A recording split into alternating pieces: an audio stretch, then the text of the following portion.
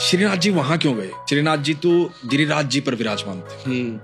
तो मेवाड़ की एक राजकुमारी थी अजब कुमारी। अजब कुमारी अपने पिता के साथ वृंदावन बरसाना घूमने आई। घूमते घूमते पहुंची गिरिराज जी, श्रीनाथ जी के दर्शन किए। दर्शन करके पागल हो गई, वो मोहित हो गई। ऐसे अद्भुत दर्शन, ऐसे अद्भुत ठाकुर जी उसने कभी नहीं देखे थे। वापस जाने लगी, जैसे जैसे वो मेवाड़ की तरफ बढ़ने लगी ना, उसे लगा कि मेरा कुछ सब कुछ छूट रहा है और उसके अंदर विरह की भावना उत्पन्न हुई। वो ऐसी भावना उत्पन्न हुई कि मेवाड़ जाकर के बीमार पड़ गई। तो उसने बताया अपने पिता को कि मुझे ठाकुर जी की याद आ रही है, ठाकुर जी के पास जाना है। तो पिता ने कहा कि ठीक है बेटा, लेकिन कुछ दिन के लिए भेज सकता हूं तेरे को, 10-15 दिन के लिए, 20 दिन के लिए होया।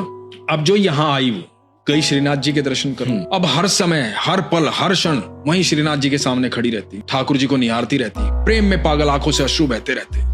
अब उसको लगा कि मैं क्या ऐसा करूं कि मैं यहीं ठाकुर जी के पास आऊं। तो गोस्वामियों से पूछा, तो गोस्वामी ने बोला कि एक काम करो, जो तुम्हारे मन में आए वो सेवा कर लो। तुम्हें अच्छा गाना आता है तो भजन सुना दो ठाकुर जी को, नृत्य आता है तो नृत्य कर दो। तो इसको चौसर खेलनी आती थी, चौपड़। तो ये ठाकुर जी के साथ चौसर खेलनी शुरू हो गई। तो ये ठाकुर जी की भी बारी खुद चलती, अपनी बारी भी खुद चलती, लेकिन अंत में आकर के रोज ठाकुर जी को जितवा देती, खुद हार जाती। ठाकुर जी को जितवाती तो वो जो विग्रह था श्रीनाथ जी का, उनकी मुस्कुराहट दिखाई देती थी। खाली अजब कुमारी को दिखाई नहीं देती थी, बाकी सबको भी दिखाई देने लग गई। अच्छा। और कई बार ठाकुर जी के पसीने भी छूट जाते जब ठाकुर जी हारने को होते, पर ये फिर जितवा देती। और इसको बड़ा आनंद आता ठाकुर जी के साथ खेलने में। जो साथ आए थे उन्होंने कहा कि पिताजी ने बुलाया है, आपकी छुट्टियां पूरी हुई, अब अपने राज्य चले। तो इसने कहा कि जाने से पहले एक बारी और खेलूंगी। अच्छा।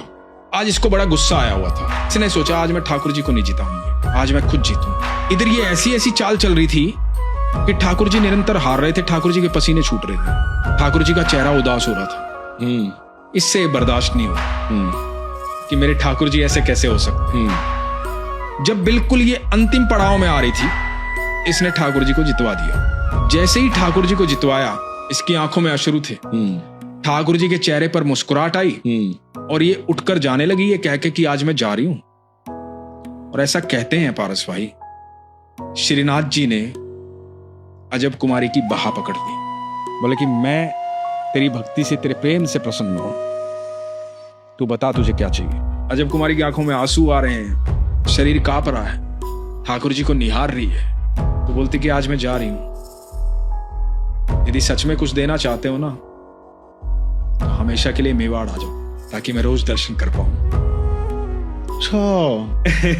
तो ठाकुर जी अजब कुमारी के लिए मेवाड़ में जाकर के वहां पर स्थापित